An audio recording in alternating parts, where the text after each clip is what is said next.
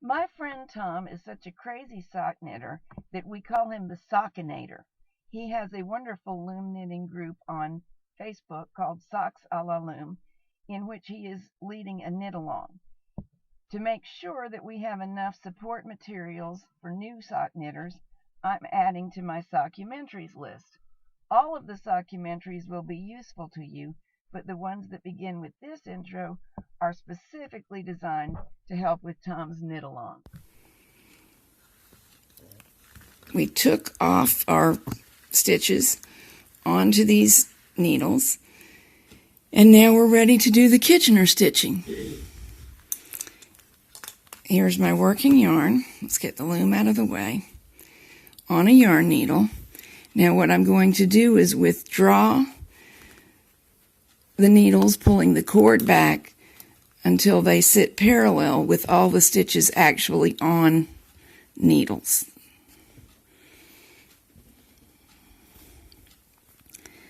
Kitchener stitch gives people trouble. It really does. And it gave me a lot of trouble for many years until some great teacher said the following: you just have to remember that the stitch, the yarn goes into every stitch twice. It's gone into that stitch once. Don't let it wrap around the needle. Try to make sure the stitches do not twist. And that stitch once. The beginning is a little bit different from every other set of stitches. Now it goes down into this stitch for the second time and up into this stitch. And every other time all the way across is going to be down up. Don't get wrapped around. It likes to do that. That was our stitch. This tried to get wrapped.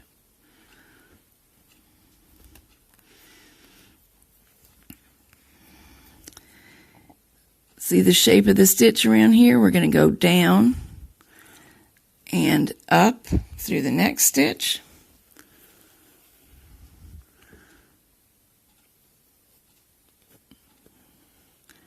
We don't have to pull it all the way tight yet, just so we can work with it. This stitch gets stitched into for the second time, up through the neighboring stitch for the first time,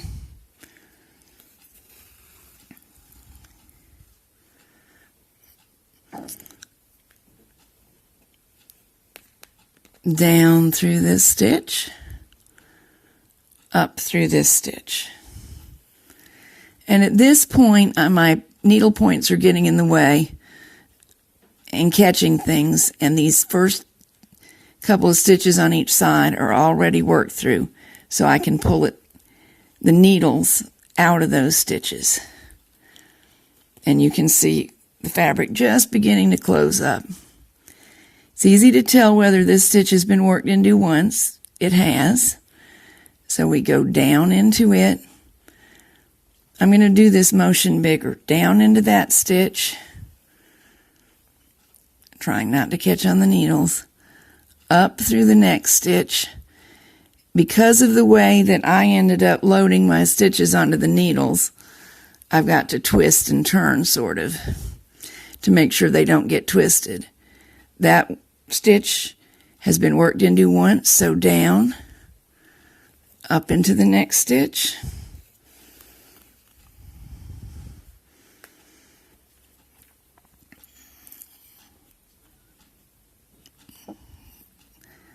This one's trying to hide from me.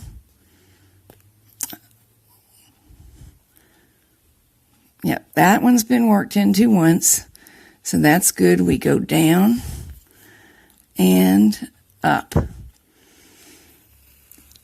I know this is probably tough to see on camera, which is why I would actually encourage you to do the other method first, the waste yarn method, because I think it helps you to learn to see it, and after that, then you can decide what works better.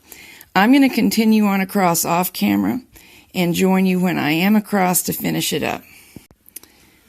Here's an alternative way to do this. It's best to wait till you really understand it so you can see the stitches. This stitch has been stitched into once. Let me make sure that you can see it. And then I dropped it off the needle on purpose. Now it's kind of easy for me to stitch down into it, up through this one, drop it off. I know I have to go back and catch it again. Here's the second time through this stitch. First time through this one, and this one needs repairing. It got split accidentally while getting off the loom. Okay, now it's repaired. Go up through it, drop it off, pull the yarn snug.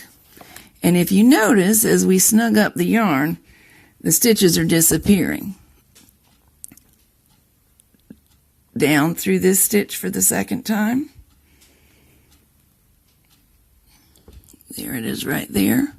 It's easier to get to the back of the stitch like this. Go ahead and take it off the needle. Pull the yarn. The secret to a perfect Kitchener stitch is getting the yarn tension just right. Of course, you also have to get the needle inserted in the right place. Down, up, drop it off, down, up, drop it off, down, up, drop it off, there's my correct spot, down, up, drop it off, down, up. Let me tell you a naughty little secret. Use this kind of speckled yarn, because if you make some sort of a mistake, this yarn is wonderful about hiding it. Down, up,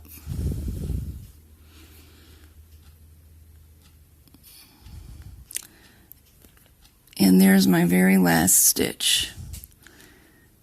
So I have to go down through the previous one, which is proving hard to locate. There we go. Down, up.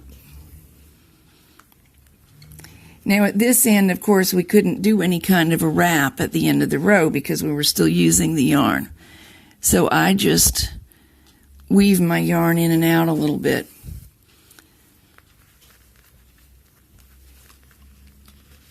And there you go. If you did not have an even closure, and of course the toe is still a little distorted from being stretched out on the loom, so you want to pull your knitting lengthwise. But if it wasn't perfectly even, you could work into the stitches by giving them little tugs and even it up across. There you go. There's a loose stitch right there. I see one. So I can show you.